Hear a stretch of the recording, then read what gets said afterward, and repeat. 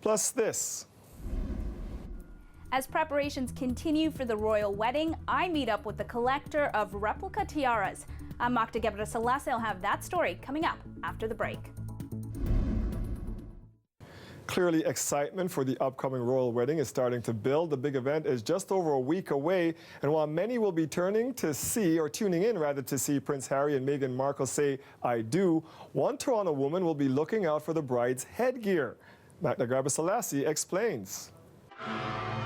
While royal watchers wonder what designer gown Meghan Markle will wear down the aisle, Pat Rosebank will be looking to see what she wears on her head. There are so many tiaras still in the royal vault. I just hope that if she does choose one, it's one that hasn't really been seen or worn a lot lately, because then there'll be a whole bunch of replicas coming out.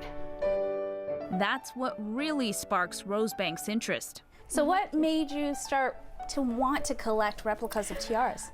It was my mom's fault, because from the time I was a toddler, there was a tiara in the house. Now she has more than 280 replica tiaras, imitations of ones worn by Dutch, Russian, and British royal family members. This one, of course, is most identified with Princess Diana. It's the Cambridge Lover's Knot. There were quite a few copies made by different members of royal families who said, "Oh, I like the tiara she's got. Can you make me one?"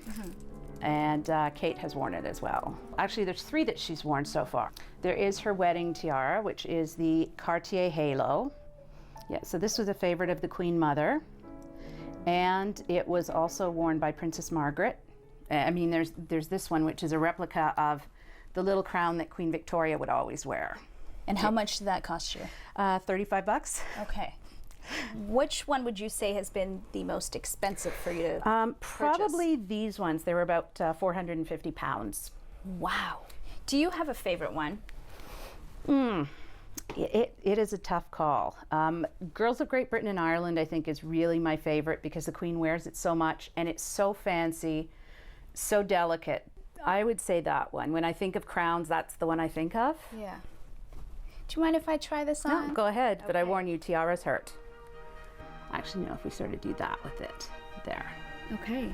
Now keep your head up, don't tilt. As the Queen said, you don't look down, otherwise the crown falls off. It's slightly uncomfortable to stay this way. Imagine wearing it for an evening, like an hour. Then yes, it hurts, but you're gonna sit differently. I have let other people try on tiaras, and you can just see like the posture changes. But yeah, it's remarkable just the transformative power of tiaras.